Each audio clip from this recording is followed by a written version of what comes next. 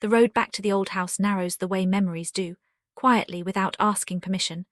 By late afternoon the sky has softened into a pale, patient blue, and the sun is already leaning toward the hills as if it too wants to rest early. I walk slowly, not because I am tired, but because the air smells like fallen leaves and distant wood smoke, and I want to take it in the way you hold warm tea between your palms, carefully, gratefully. The village is smaller than the version I carried inside me. A few roofs peek over hedges. A dog barks once then stops, as if reminded that the evening is for gentler sounds. Somewhere a gate clicks shut, the metal making a familiar, clean note that seems to echo down the lane. The breeze lifts a swirl of amber leaves and sets them spinning in a lazy circle before letting them settle again. My bag is light, just a sweater, a book, a small jar of honey I bought from the roadside stand, the label handwritten and slightly crooked. My footsteps scuff softly along the packed earth. Each step feels like it is smoothing something inside me. At the bend where the old walnut tree still stands, the house comes into view. It sits the same way it always has, as if it never learned to hurry. The roof is dark with age, the windows reflecting the dimming sky. A thin ribbon of smoke slips from the chimney and dissolves into the dusk, and for a moment I stand there simply watching it. The porch light isn't on yet, but the kitchen window glows a little, warm, golden, steady. I can almost hear the quiet clatter of plates before I even reach the gate. The wooden latch is cool under my fingers. It gives with a gentle scrape, and the hinge sighs like someone clearing their throat politely. The garden greets me first. Even in late autumn it is alive with small, stubborn things, parsley that refuses to fade, rosemary with its sharp, clean scent, a few green onions tucked close to the soil as if hiding from the chill. There are pumpkins along the steps, their skins dull and matte, and a cluster of dried corn husks hanging near the door. The air tastes faintly of damp earth. A cat appears from nowhere, which is how cats always arrive. It's grey, with a white chin and a tail that curves like a question mark. It looks at me with calm judgment, then brushes once against my ankle as if granting permission for my return. Its fur is cool and soft, and it leaves behind a whisper of warmth. I knock lightly, more out of habit than necessity. Before my knuckles touch the wood a second time, the door opens, and the scent of simmering broth and baked bread rolls out like a welcome. My grandmother stands there with a dish towel over her shoulder. Her hair is pinned back, the same practical twist it has always been, and her cheeks are warm from the heat of the kitchen. She doesn't rush toward me. She simply smiles in that quiet way that says, "Of course you're here. Of course this is where you belong." "You made it before the light left," she says, as if we planned it together. Her voice carries the softness of well-used rooms. I step inside and the floorboards creak in greeting, each one remembering my weight. The entryway smells like dried herbs, soap and wool. My grandfather's boots sit neatly by the wall, polished but worn at the edges. There is a basket of kindling near the stove, and above it the old coat hooks where my small jackets used to hang. My grandmother takes my bag with two hands, as though it matters, as though my things are precious simply because they belong to me. "Come," she says, "your hands must be cold." In the kitchen, everything is exactly where it has always been. The jar of wooden spoons by the stove, the chipped blue bowl for eggs, the enamel kettle waiting like a patient friend. On the table, a small vase holds dried wildflowers, their heads bowed but still beautiful. A pot simmers softly, the lid rattling once in a while in the slow rhythm of cooking. The clock on the wall ticks, steady and unbothered, each second landing gently like a leaf. My grandfather is at the counter, peeling potatoes with careful precision. He looks up and his eyes crinkle as if smiling is a familiar stretch. "You've come home," he says simply. He doesn't add anything else, he doesn't need to. I wash my hands at the sink where the window looks out to the garden. The water runs clear and cold at first, then warms. I rub soap between my palms, the scent of lemon and something herbal rising. Outside, the trees sway lightly. A few leaves drift down in slow, spiraling arcs as if they have all the time in the world. My grandmother sets a mug in front of me. Tea, something dark and fragrant with a slice of dried orange floating on top. "Drink," she says, "then help." Helping here doesn't mean rushing. It means joining the rhythm of the house, letting it guide your hands. I pull the sweater from my bag and slip it on, the wool soft against my wrists. The cat jumps onto the bench near the stove and curls itself into a neat loaf, eyes half closed, listening. On the counter, my grandmother has already laid out ingredients like a quiet invitation. Carrots, onions, a small bunch of greens, a bowl of flour, a jar of dried mushrooms that smell like forest shade. There's a plate with slices of apple dusted in cinnamon, waiting for something, perhaps for a pie, perhaps just for someone to nibble. "We'll make bread," she says, tying an apron around my waist. The fabric is faded and smells faintly of yeast and sun-dried cloth. "And a simple stew, you can stir if you want." I nod and my hands find their places. She pours flour into a bowl. The powder rises in a soft cloud, then settles like snow. She makes a little well in the center and sprinkles in yeast salt. Her fingers move with practiced ease, not measuring, simply knowing. Warm water follows, and she begins to mix with her hand, the dough clinging like a gentle creature. I watch the transformation, how something loose becomes something living. "Put your hands in," she says. The dough is warm and slightly sticky, smooth in places and rough in others. It yields under my palms, then springs back. As I knead, the sound of dough against the bowl is quiet and satisfying, soft thumps, gentle folds. The scent rises, yeast waking up, flour turning into something comforting. My grandfather slides the peeled potatoes into a pot of water, then adds carrots cut into thick, kind pieces. He moves slowly, as if each slice is a small decision worth making carefully. The knife taps the board in a steady cadence. Outside, the light fades by degrees. The kitchen's warmth grows more pronounced, wrapping around us. The kettle murmurs. The stew bubbles softly, a slow conversation of ingredients. My grandmother hums without realizing it, a tune so simple it feels like it has always existed. I don't recognize the song exactly, but my body remembers it anyway. When the dough is smooth, she covers it with a cloth embroidered with small flowers and sets it near the stove to rise. "Now," she says, "we'll pick herbs."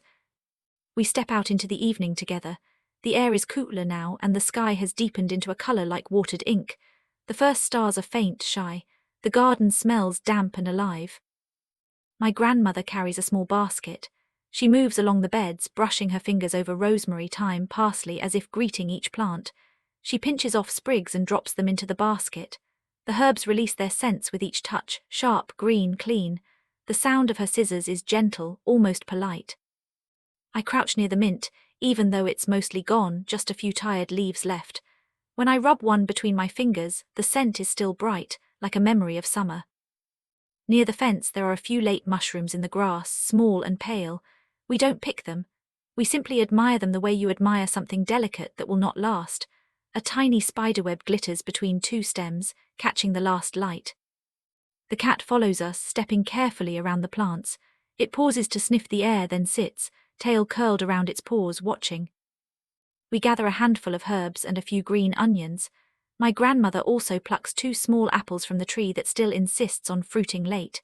The apples are cool and firm. She polishes them with her sleeve until they shine. "Come," she says, "your grandfather will be hungry." Inside, the kitchen is even cozier after the chill. The stew has thickened, its surface glossy. My grandfather adds dried mushrooms, and their scent deepens the pot's aroma, earthy like walking under trees after rain. My grandmother chops the herbs, the knife whispering through green leaves. She adds them at the end, and the steam carries their brightness through the room. I stir the pot slowly, watching the ingredients drift and settle. Each movement feels like smoothing a blanket. On the table, my grandmother sets out bowls, each one slightly different. One has a small crack near the rim that has been there for years, as if the bowl has its own history of mending. She places spoons beside them, the metal cool against the wood. While the stew finishes, she shows me a jar of pickles she made last week. The lid pops softly when she opens it, releasing a tangy scent of vinegar and dill. She offers me a slice. It's crisp, sharp, bright. It makes my mouth water and my eyes widen a little, and she laughs quietly. "Good," she says, pleased. My grandfather steps out to bring in more wood, and when he returns, he carries with him a handful of dry leaves stuck to his sweater. He brushes them off and sets the wood by the stove with care, stacking it neatly. "Soon we'll light the lamp," he says, glancing at the window. "The nights are longer now." The dough has risen, round and full beneath its cloth, like a sleeping creature. My grandmother lifts the fabric and presses a finger into it gently. The dough gives, then slowly rises back. She nods, satisfied. We shape it together. She divides the dough into 2 loaves, and I roll them lightly, tucking the ends underneath. The surface is smooth under my hands. She scores the top with a sharp blade, 3 simple slashes, then slides the loaves into the oven. The door shuts with a soft thump, sealing in warmth.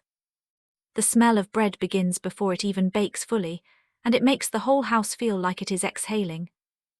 While we wait, my grandmother pulls a small basket from a shelf. Inside are balls of yarn in muted colors, cream, moss green, a pale rust like autumn leaves.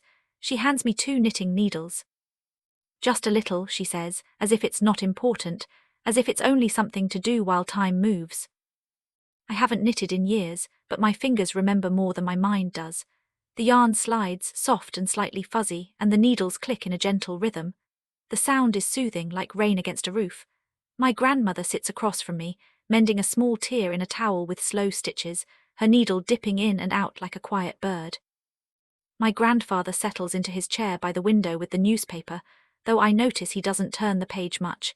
He mostly watches the room, the steam from his tea rising in thin, twisting lines. The clock ticks, the oven hums, the house feels wrapped in itself. When the bread is ready, my grandmother opens the oven and a wave of warmth rolls out. The crust is golden and slightly cracked, the loaves singing faintly as they cool, tiny crackles like whispered applause. She taps the bottom of a loaf and listens. The sound is hollow and satisfied. She sets the bread on the counter and covers it with a cloth. "Let it rest," she says, as if the bread has travelled far. Outside, the last of the light is gone. The window now reflects the kitchen back at us, 3 figures moving slowly, a small cat curled near the stove, the glow of warmth in a world that has turned dark and quiet. My grandfather lights the lamp, and the room becomes softer at the edges, as if drawn with gentle lines. Dinner is simple, and because it is simple, it feels perfect. My grandmother ladles stew into the bowls. The steam fogs my glasses for a moment, and I blink, smiling. She places a slice of bread beside each bowl. The crust crackles when I break it open, and the inside is tender and steaming. Butter melts instantly, turning glossy, seeping into the soft crumb. We eat slowly. The stew is rich with vegetables and herbs, comforting in a way that feels almost like being held. The pickles add a bright bite. The bread tastes like warmth itself. Between bites, we talk in small, gentle pieces. My grandmother asks about the road, about whether the city is still loud, whether I've been sleeping enough. My grandfather tells me about the neighbour's new goat, about how the stream is lower this year, about the first frost he saw on the grass this morning. The conversation doesn't demand anything. It drifts like steam. At some point, my grandmother reaches across the table and touches my hand briefly. Her fingers are warm and slightly rough from years of work. The touch is light, but it settles something inside me. After dinner, there is no rush to clear everything at once. We take our time. I carry bowls to the sink, the warm water running over my hands again. The soap foams lightly. My grandmother dries each dish with steady movements, the towel whispering over ceramic. My grandfather wipes the table slowly, as if smoothing the surface for tomorrow. The cat weaves between our feet, purring like a small engine. I scratch behind its ears, and it leans into my hand, eyes closing. When the kitchen is quiet again, my grandmother opens a cupboard and takes out a small tin of tea biscuits. The tin is dented, the paint worn in spots, but it opens with a satisfying click. Inside, the biscuits smell faintly of vanilla. She places them on a plate and sets it on the table alongside a pot of tea. We sit again, not because we need more food, but because sitting together is part of the evening's shape. The tea is warm and slightly sweet. The biscuits crumble gently. Outside, the wind moves through the trees, and now and then a leaf taps the window like a quiet greeting. Later, my grandmother suggests a bath. The bathroom is small and tiled, and the window is fogged by steam. She pours hot water and adds a bundle of dried herbs, lavender and rosemary tied with string. The scent blooms into the air, calming and clean. I soak, feeling the warmth seep into my bones. The world outside the room feels far away, softened by steam. When I close my eyes, I can hear the faint sounds of the house, the clock, the kettle settling, my grandparents' footsteps moving unhurriedly. When I return to the kitchen, hair damp and wrapped in a towel, my grandfather is by the stove, adjusting the fire. The flames flicker, bright orange in the dimness. My grandmother has set out a small notebook on the table. "You used to write," she says, nodding toward it. I sit and open it. The pages are blank and thick, slightly rough beneath my fingertips. I pick up a pencil and for a while I simply listen to the scratch of graphite on paper. I don't write anything important, just small things, the smell of bread, the sound of knitting needles, the way the garden looked at dusk. The words feel like stones placed carefully in a pocket, simple, grounding. My grandmother knits again, her needles clicking softly. My grandfather hums under his breath, a tune that seems older than the house. Time moves differently here. It doesn't press, it doesn't pull, it simply unfolds, one gentle moment after another, like fabric being smoothed. Eventually my grandmother stands and opens the back door for a moment to let in the night air. It comes in cool and crisp, carrying the scent of wet leaves and distant smoke. The stars are clearer now, scattered across the sky like tiny lanterns. She inhales, then closes the door, sealing warmth inside again. "It will be colder tomorrow," she says, satisfied, as if the cold is simply another visitor to be welcomed. Before bed, my grandfather brings a small bowl of stew to the cat, and the cat eats with quiet seriousness. My grandmother sets the rising dough for tomorrow's bread in the cooler pantry and wipes her hands on her apron. The house settles into itself, each room quieting, each sound becoming softer. In my old room, the bed is made with heavy quilts. The fabric smells like sun and clean linen, like something stored with care. My grandmother has placed a small hot water bottle under the covers, so when I slide in, warmth blooms around my legs. From the window I can see the garden in moonlight. The plants are shadows now, the paths pale. Somewhere an owl calls once, low and calm. Down the hall I hear my grandparents murmuring softly, a few words exchanged, then silence. The house feels like a living thing, breathing slowly, keeping watch. I lie still, listening to the quiet. The day has been made of small actions.